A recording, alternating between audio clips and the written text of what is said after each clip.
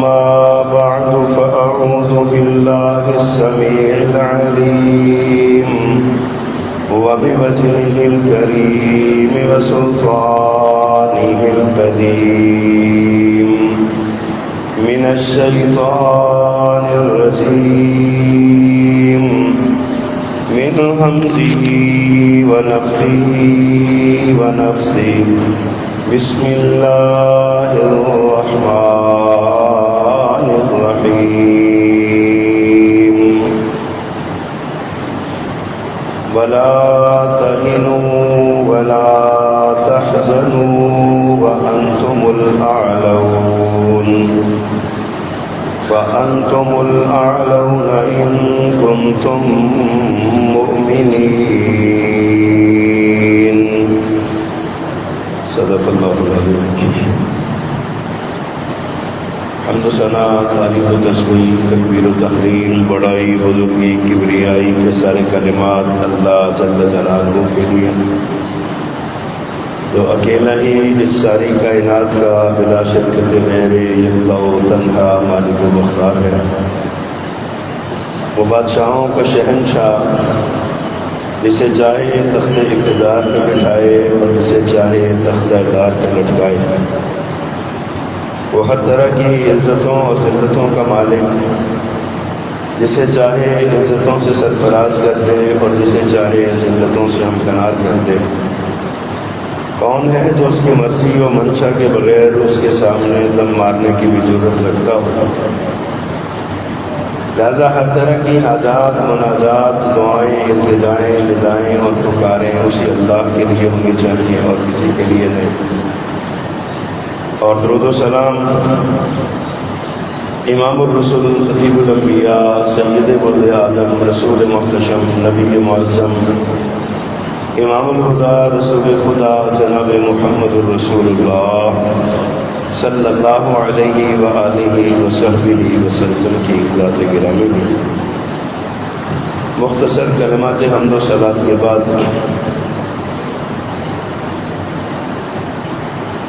اللہ سبحانہ و تعالیٰ کے ایک وعدہ ہے اہل ایمان سے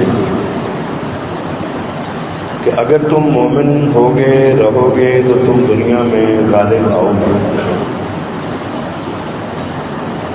کہیں اللہ نے یہ وعدہ کیا ہے ان تنصروا اللہ ینصرکم، اگر تم اللہ کی مدد کرو گے تو اللہ تمہاری مدد کرے گا. نبی مکرم صلی اللہ علیہ وسلم کے فرمودات بھی ہیں.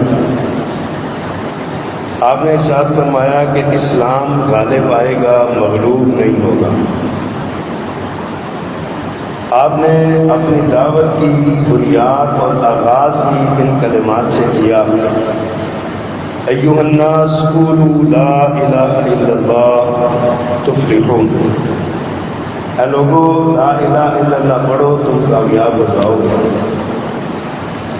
کبھی فرمایا قولوا لا الہ الا اللہ تملکون العرب والعجم، تم عرب و عجم کے مالک بن جاؤ گے. اور تاریخ نے اس بات پر گواہی دی ہے کہ اس نظریے اور اس کلمے کو ماننے والے، اللہ کو ماننے والے ہیں، جب تک تو اس نظریے کے ساتھ جڑے رہے ہیں اس وقت تک اسلام اور مسلمان دنیا میں غالب آتے رہے. روم فتح ہوا، کسرا فتح ہوا، یورپ کے دروازوں پر مسلمانوں نے دستک دی. اسپین میں مسلمانوں نے اپنی کشتیاں چلائی اور دنیا کے ایک کونے سے دوسرے کونے تک اسلام کی دعوت کو پھیلایا. مسلمانوں کا لشکر جرار، اس کے ایمان کی کیفیت یہ تھی کہ وہ اپنی منزل کے حصول کے لیے پہاڑ اور سمندر تو کجا دریاؤں میں کود جاتے تھے. علامہ اقبال نے کہا دشت تو دشت کے دریا بھی نہ چھوڑے ہم نے، بحر ظلمات میں دوڑا لیے گھوڑے ہم نے. اور یہ بلا مبالغہ مسلمانوں نے دریاؤں میں، سمندروں میں اپنی فتح کے جھنڈے لہرائے، لیکن پھر جیسے جیسے وقت گزرا ویسے ویسے ایمان کمزور ہوتا گیا اور مسلمانوں کا غلبہ بھی کمزور ہوتا گیا۔ پھر ایک وقت ایسا بھی آیا کہ مسلمانوں کی شکست کو اسلام کی شکست سے تعبیر کیا گیا۔ مسلمانوں کے اپنے جو عملی کوتاہیاں تھیں ان کی وجہ سے وہ اسلام پر حرف آیا، اور آج کے اس دور میں جس میں ہم جی رہے ہیں اس کی کیفیت یہ ہے کہ ایک مسلمان کوئی انسان انسانی حیثیت میں خطا کرتا ہے تو اس کا الزام اسلام کو دیا جاتا ہے۔ کوئی داڑھی والا بندہ گناہ کر لے تو کہا جاتا ہے کہ جی مدرسے بند کر دیے جائیں، مساجد بند کر دی جائیں۔ کوئی مسجد کا امام، خطیب، قاری بحیثیت انسان شیطانی غلبے کا شکار ہو جائے، انسان ہے، ہو سکتا ہے، وہی جرم جو ایک عام دنیا دار بیسیوں مرتبہ کرتا ہے اور لوگ اس پہ بات نہیں کرتے، کوئی مسجد میں آنے جانے والا نمازی وہی جرم کر لے، الزام اس پر لگ جائے تو مطعون اسلام کو کیا جاتا ہے کہ اسلام کی تعلیمات یہ ہے۔ اگر معاشرتی طور پہ ایک گندی اور کبیر رسم سندھ کے وڈیروں میں پائی جائے کہ لڑکیوں کی شادی قرآن سے کر دیں تاکہ جائیداد تقسیم نہ ہو، تو الزام مسلمانوں پر آتا ہے، اسلام پر آتا ہے۔ اسلام عورت کی تعلیم نہیں چاہتا، بچیوں کو تعلیم نہیں دلوانا چاہتا، اور یہ ساری باتیں اس لیے ہیں کہ مسلمان اپنے اعمال کی وجہ سے آج مغلوب نظر آ رہے ہیں۔ 1.5 ارب سے زیادہ مسلمان ہیں عالم اسلام میں، 1.5 ارب، 1.25 ارب سے زیادہ دنیا بھر میں مسلمان کہلانے والے موجود ہیں۔ اقوام متحدہ میں سرکاری طور پر مانے گئے 58 اسلامی ممالک ہیں، غیر سرکاری، غیر اعلانیہ اس سے زیادہ ہیں۔ ہندوستان میں 25 کروڑ سے زیادہ مسلمان بستے ہیں۔ ایک پورا ملک ہندوستان کے اندر مسلمانوں کا موجود ہے۔ پھر یہ 58 ممالک جو ہیں یہ دنیا کے خطہ ارضی کے بہترین ٹکڑوں پر مشتمل ہیں۔ آپ پیٹرول کو دیکھیں تو 70% سے زیادہ پیٹرول زمین سے مسلمان خطوں سے نکلتا ہے۔ پٹسن پوری دنیا میں صرف بنگلہ دیش میں پائی جاتی ہے۔ دنیا کا بہترین چاول آپ کے اس پاکستان میں پایا جاتا ہے۔ اس کی خوشبو اور اس کا دانہ یہ اللہ کی نعمت ہے، بہت بڑی نعمت ہے۔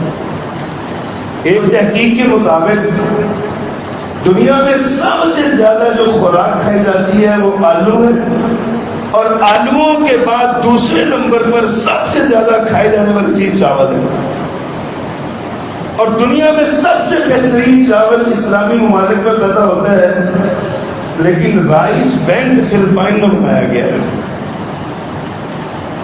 دنیا کے اعلیٰ ترین پیٹرولیم مصنوعات مسلمان ممالک میں، لیکن ڈرلنگ کی ٹیکنالوجی یورپ کے پاس ہے۔ تیل نکالنا کیسے ہے، سنبھالنا کیسے ہے، خام تیل کو الگ الگ کیسے کرنا ہے، یہ یورپ کے پاس ہے۔ تیل ہمارا ہے، قبضہ ان کا ہے۔ اگر وہ ہمیں الگ الگ نہ کر کے دیں، ہماری ٹیکنالوجی نہ دیں، تو ہمارے لیے وہ ایک بہتا ہوا پانی ہے، یہ سیاحت ایک چیز ہے، اس کے علاوہ ہماری نظر میں کوئی حیثیت ہی نہیں۔ ہمارے وہ کسی کام کا نہیں، کیونکہ ہمارے پاس ٹیکنالوجی نہیں ہے، سہولت نہیں ہے، علم نہیں ہے۔ اور پھر اس سے بھی بڑھ کر یہ کہ سب سے اعلیٰ ترین ذہن مسلمانوں کے پاس ہے۔ آج مسلمان معاشرے کو جو چیلنجر پیش ہے ان میں ایک برین ڈرین کا چیلنج ہے۔ اچھے ذہنیت کے عامل، بہترین دماغ مسلمانوں کے یورپ کے جا کے ہاں نوکریاں کرتے ہیں، اپنے ملک میں نہ ان کو سہولت ملتی ہے نہ وہ خواہش کرتے ہیں اپنے ملک کی خدمت کریں۔ اور اگر ان ممالک میں کوئی خدمت کے لیے آ جائے تو اس کے ساتھ وہ بدترین سلوک کیا جاتا ہے کہ دوبارہ وہ کانوں کو ہاتھ لگا دیتا ہے۔ یہ ہماری انتظامی کوتاہیاں ہمارے لیے ترقی کے راستے میں رکاوٹ بنتی ہے۔ ایک بندہ دنیا سے اعلیٰ ترین ڈگری لے کے آتا ہے اور یہاں آ کے ہمارا ایک چوتھے درجے کا کلرک جو ہے نا وہ کلرک اس کو نیل کر کے رکھ دیتا ہے۔ پھر ہم مثالیں دیتے ہیں یورپ کی، اس نے ترقی کی ہے، اس نے یہ کیا وہ کیا۔ اللہ سبحانہ و تعالیٰ ہمارے ساتھ وعدہ کرتے ہیں کہ وَلَا تَهِنُوا وَلَا تَحْزَنُوا وَأَنْتُمُ الْأَعْلَوْنَ۔ تمہیں دل شکستہ ہونے کی ضرورت نہیں، تمہیں غمزدہ ہونے کی ضرورت نہیں، وَأَنْتُمُ الْأَعْلَوْنَ، تم غالب آؤ گے۔ لیکن شرط یہ ہے ان کنتم مومنین، اگر تم مومن رہے، اگر ایمان تمہارے دلوں میں راسخ رہے گا تو تم دنیا پر غلبہ پاؤ گے۔ مجھے بتائیے حضرت عمر رضی اللہ تعالیٰ کس یونیورسٹی کے پڑھے ہوئے تھے کہ پوری دنیا کا جغرافیہ ہاتھ کی انگلیوں کی طرح ان کے سامنے ہوتا تھا،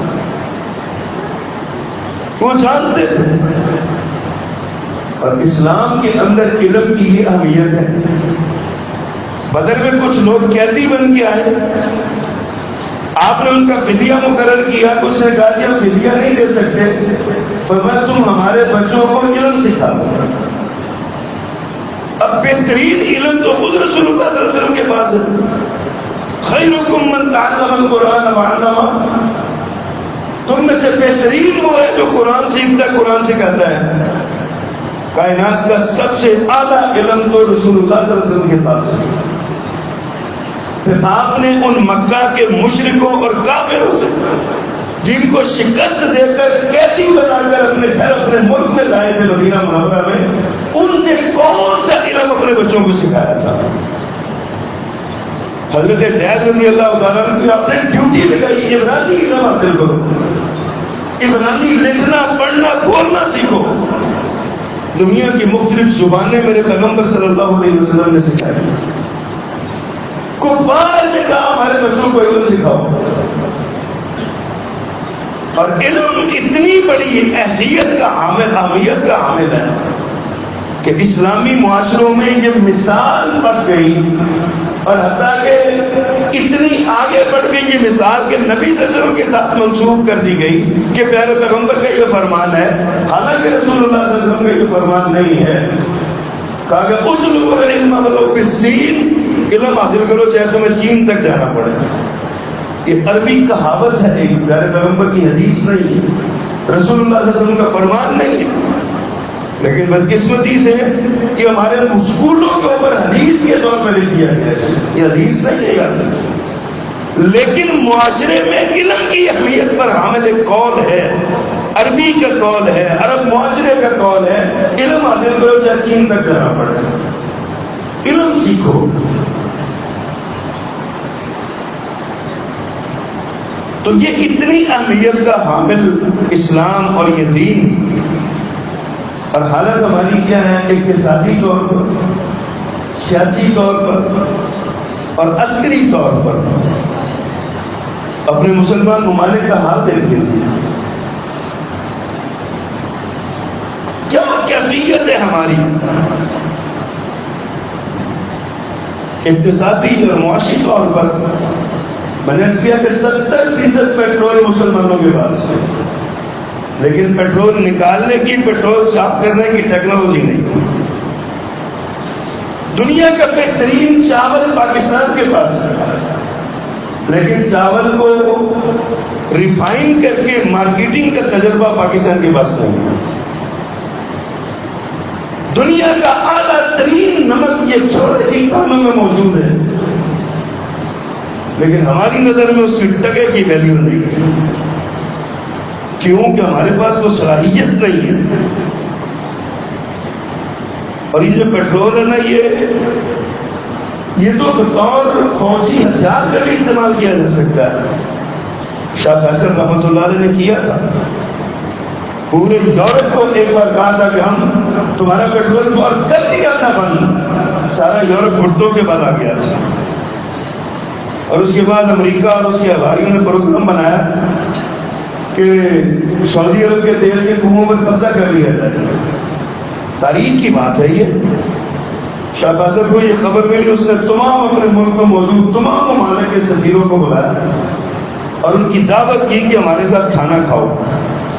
اور ایک صحرا میں لے گئے ان کو، وہاں خیمے لگائے، گرمی میں خیمے لگے، یہاں پہ تمہارا کھانا. اونٹنیوں کا دودھ پلایا اور ان سفیروں کو مخاطب کر کے کہا کہ مجھے پتہ چلا ہے کہ ہمارے بارے میں تم یہ سوچ رہے ہو. اگر ایسی صورت ہوئی تو یاد رکھنا ہماری اصل زندگی یہ ہے، ہم اس طرف لوٹ جائیں گے. ہمیں یہ دنیا کا یہ کوئی احساسات کا کوئی معاملہ نہیں ہے. ہم اونٹنیوں کا دودھ پینے والے بدو قسم کے لوگ ہیں اور ہم خیموں میں رہنے والے لوگ ہیں. ہم یہاں پر لٹائیں گے، ہمارا نقصان نہیں ہوگا. لیکن یہاں آنے سے پہلے ہم سعودیہ کے تمام تیل کے کنووں کو آگ لگا دیں گے. پھر کیا کریں؟ ان باتوں کے بدلے میں شاہ فیصل کو شہید کر دیا گیا. آپ اندازہ کریں کہ کتنا بڑا ہتھیار ہے پیٹرول ہمارے پاس. لیکن بدقسمتی یہ ہے کہ ہم اس کو بطور ہتھیار استعمال نہیں کر سکتے. یہ ایشیا اور یہ بر صغیر دنیا کی اقتصادی زبان میں سے سونے کی چڑیا کہا جاتا ہے. یہاں کے دریا، یہاں کے ندی نالے، یہاں کے زرعی زمینیں، یہاں کے چاروں طرح کے موسم، یہاں کے پھل، آم، انار، کنو، چاول، زعفران، پٹسن، سب کچھ ہمارا ہے، لیکن ہمارا ہو کے بھی ہمارا نہیں ہے. ہماری بدقسمتی یہ ہمالیہ پہاڑوں کا سلسلہ کوہ ہمالیہ، اس کو دنیا کی چھت کہا جاتا ہے. اور میں پڑھ رہا تھا ایک مفسر نے اشارہ کیا کہ جو اللہ نے وَأَنْتُمُ الْأَعْلَوْنَ کہا ہے نا کہ تم غالب آؤ گے، بلند رہو گے، یہ ہمالیہ اس کی ترجمانی ہے کہ یہ سارا کچھ تمہارے پاس ہے. یہ سیاچن گلیشیئر، یہ گلگت بلتستان سکردو کے علاقے، کیا کہا جاتا ہے ان کو؟ زمین کی دنیا کی چھت کہا جاتا ہے. اور پھل اتنا ہے کہ ان علاقوں میں ابھی تو کچھ بہتری آ گئی ہے، ورنہ آج سے 15-20 سال پہلے ہی ہوتا تھا بعض اوقات روڈ بند ہو جایا کرتے تھے، برف باری کی وجہ سے نہیں، درختوں سے گرے ہوئے پھلوں کی وجہ سے. پھلوں کی وجہ سے ہمارے فیصل آباد جامعہ سلفیہ کے استاد ہیں پروفیسر نذیر اللہ طارق حفظہ اللہ، وہ فرماتے ہیں کہ میرا بھائی سکردو کی طرف نہ ملازمت کرتا تھا. وہ کہتے ہیں ایک دن میں نے ایک خوبانی ایسے کھائی کہ وہ درخت کے ساتھ لٹکی ہوئی تھی، درخت نیچے تھا، میں اس کے نیچے کھڑا ہو کے خوبانی منہ میں لی اور خوبانی پانی بن کر پگھل کر میرے منہ میں میرے دھڑک میں سے نیچے اتر گئی. یہ ہمارے پاس ہے سارا کچھ، لیکن کیا نہیں ہے وہاں سے سامان کو، اس پھل کو منڈیوں تک پہنچانے کے راستے نہیں ہمارے پاس. آج ہمارے لیے اقتصادی علوم شجر ممنوع بنا دیے گئے.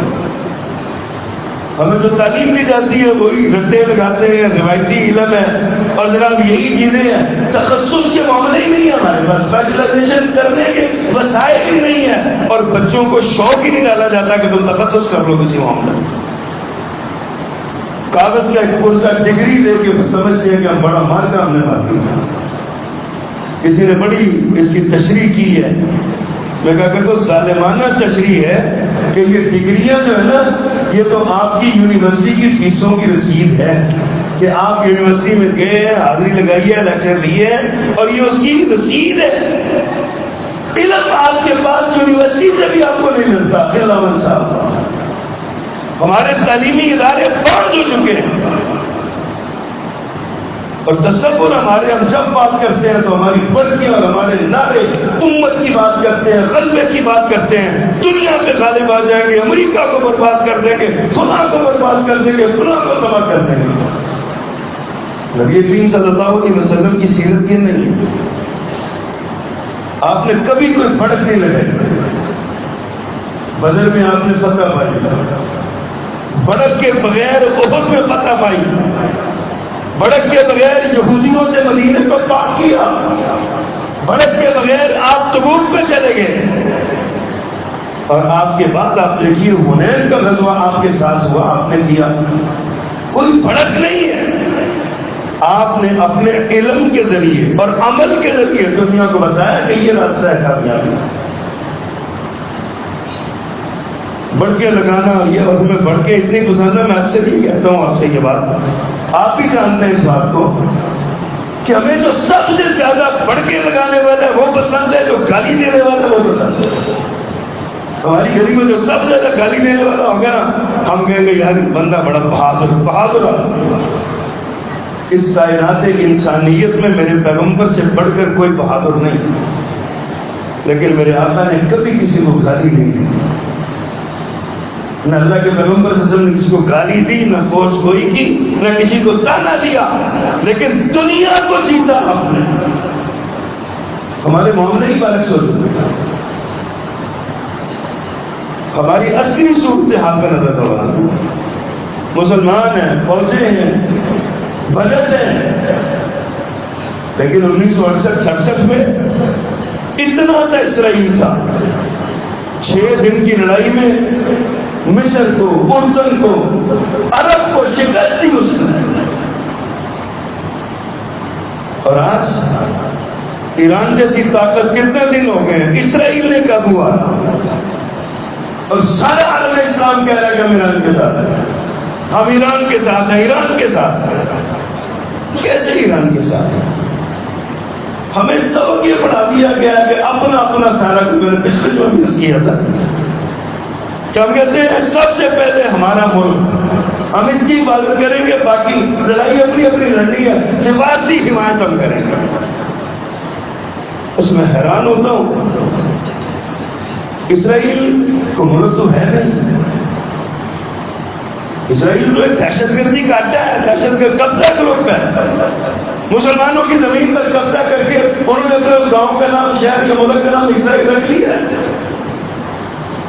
اور عالم کفر نے تو اسے مانا ہی مانا. یہاں مصر اسے مانے بیٹھا ہے، ترکی اسے تسلیم کیے بیٹھا ہے، اس کے ساتھ سفارتی، اقتصادی، تجارتی، معاشی تعلقات روابط ہیں. اور دباؤ سب سے زیادہ ان ممالک پر ہے، پاکستان پر، سعودی عرب پر، جنہوں نے یہاں اسے تسلیم ہی نہیں کیا. گالی سب سے زیادہ ان ممالک کو پڑتی ہے. اور ہمارے حال آپ دیکھیے، 1965 میں ہم فاتح تھے، 1971 میں کیا ہو گیا تھا. سوچنے والی باتیں ہیں نا، یہ ہماری عسکری صورتحال کیا ہے.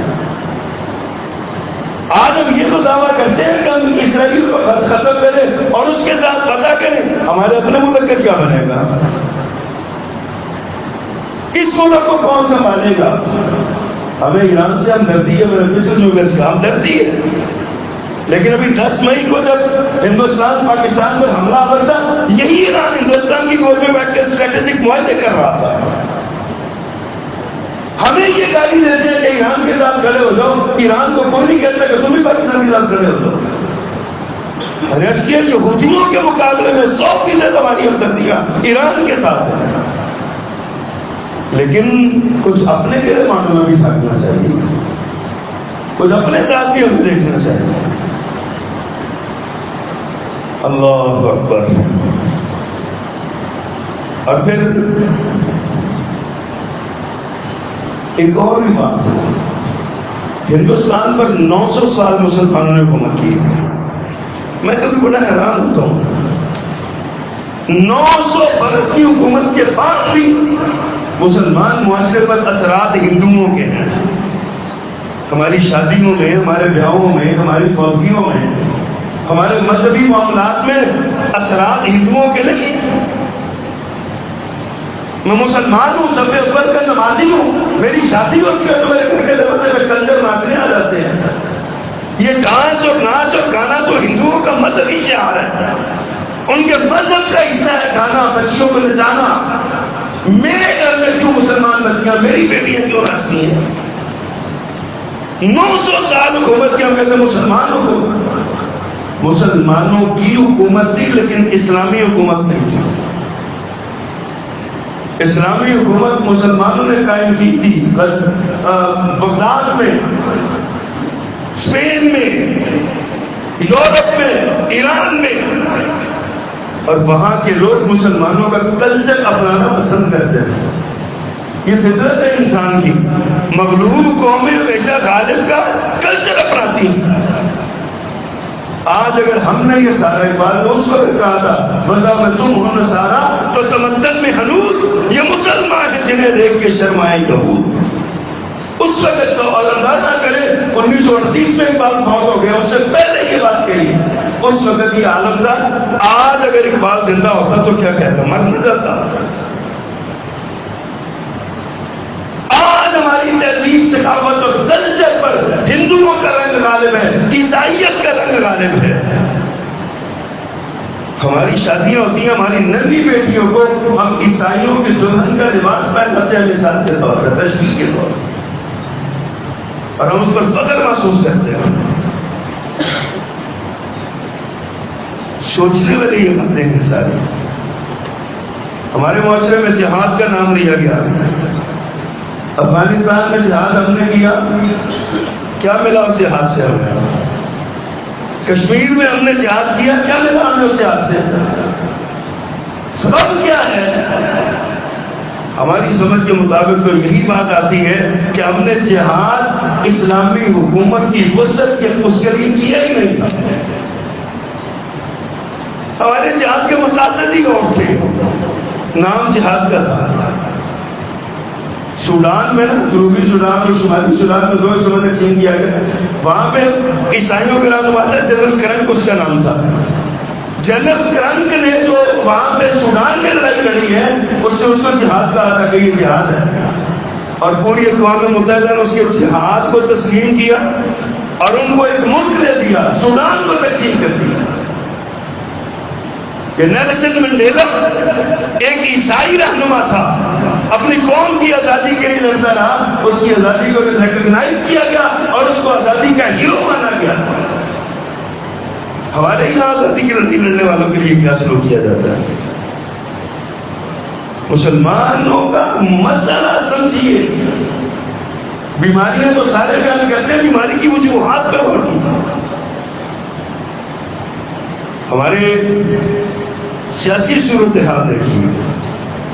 58 اسلامی ممالک میں بعض میں شخصی اور موروثی حکومت ہے بادشاہ کے طور پر، بعض ممالک میں آمریتیں قائم ہیں، فوجی عامر آ گیا اس نے قبضہ کر لیا، اور بعض میں جمہوریت کے نام پر جمہوری حکومتیں قائم ہیں.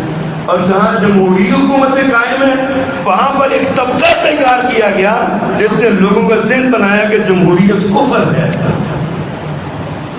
حالانکہ میں سمجھتا ہوں، اللہ مجھے بصیرت سمجھتا ہوں، اساتذہ کے دیے ہوئے سبق سے سمجھتا ہوں، قرآن و سنت کی روشنی کو دیکھ کر سمجھتا ہوں کہ اسلام کا دیا ہوا سب سے بہترین نظام حکومت جمہوری نظام حکومت ہے.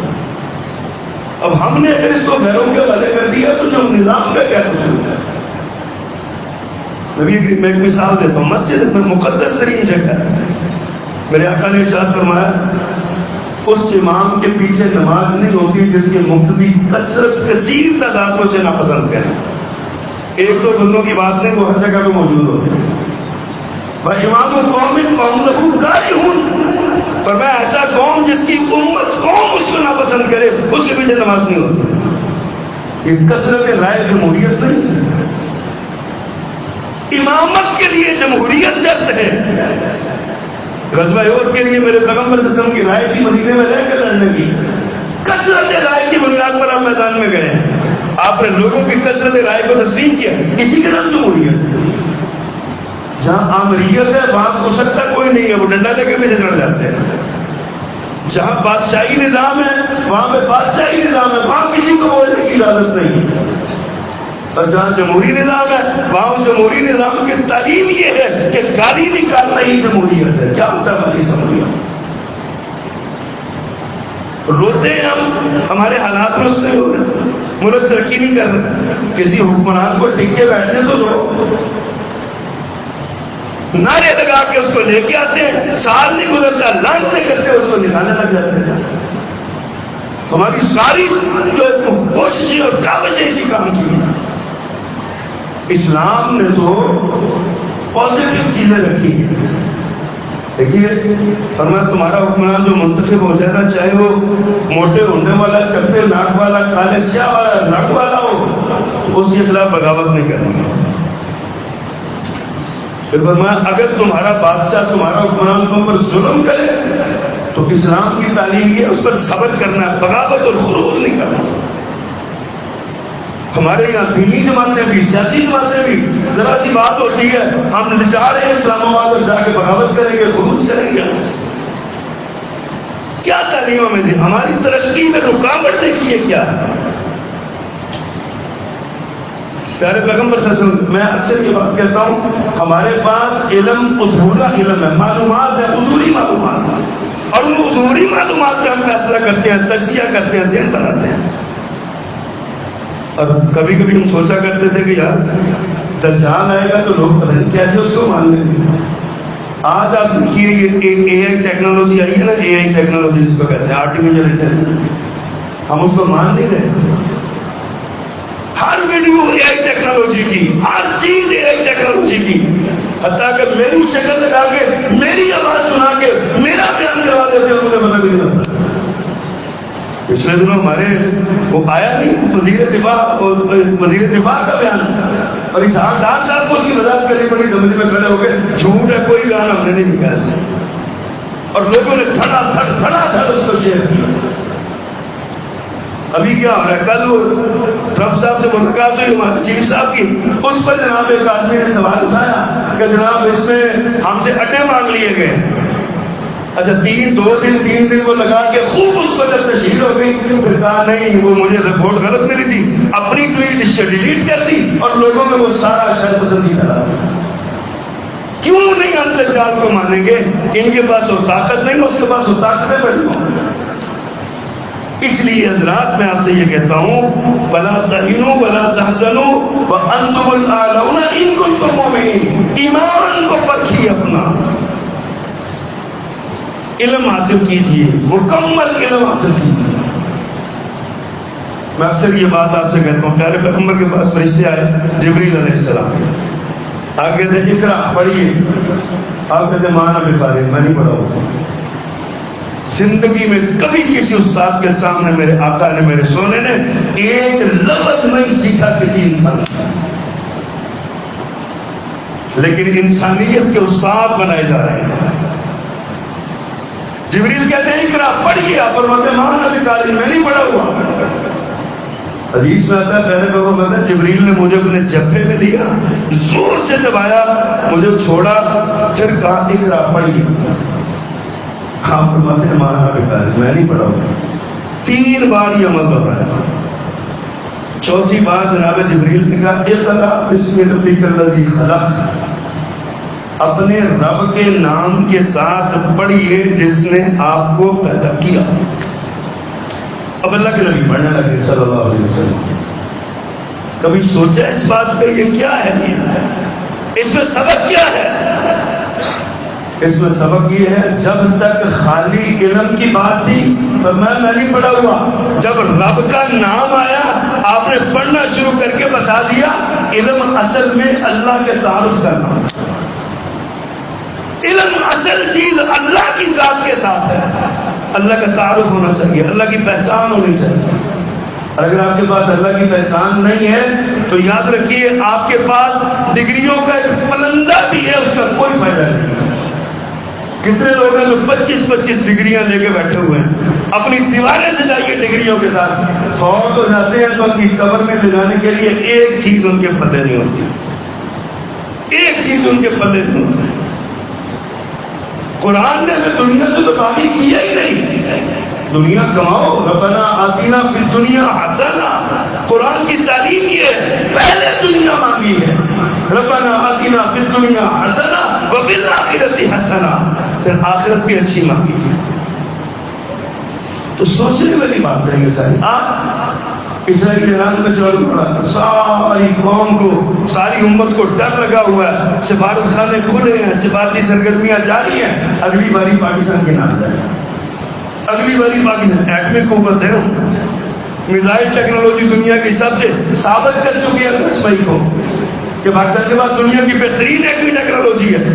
اس کے باوجود خدشات لاحق ہے، اگر اسرائیل نے ایران پر قبضہ کر لیا، ایران پر غالب آ گیا تو اگلی باری پاکستان کی ہوگی، پاکستان کا ایٹمی ڈنک نکالا جائے گا۔ پتہ کیوں ہے؟ اس لیے کہ پوری میں جب مجموعی طور پر بات کر رہا ہوں، ہمارے اندر ایمان کی کوئی کیفیت نہیں ہے جو اللہ کو مطلوب ہے۔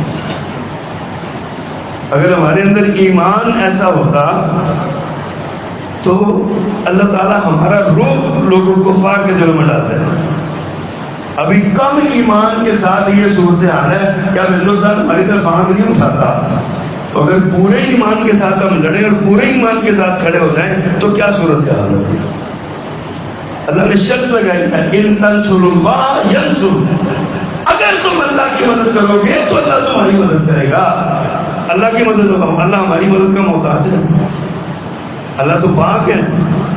اللہ کے دین کی مدد، غلبہ دین کی مدد، مسلمانوں کی مدد، اسلام کی مدد، قرآن کی مدد، ان تنصروا اللہ ینصرکم، اللہ تمہاری مدد کرے گا۔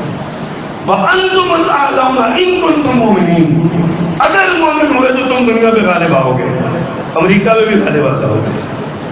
بڑی ٹیکنالوجی ہے نا، اس کے بعد یہ اسرائیل جا کے امریکی ٹیکنالوجی استعمال کر رہا ہے۔ کہاں جا رہی ہے یہ ساری ٹیکنالوجی؟ نقصان تو ہو رہے ہیں، جنگوں میں نقصان ہوا کرتا ہے، کوئی بڑی بات نہیں، لیکن وہ جن کا خیال تھا نا تو 3 دن میں ایران ختم ہو جائے گا، ختم ہو جائے گا، اب وہ دیکھ لیں وہ کہاں کھڑے ہیں سارے۔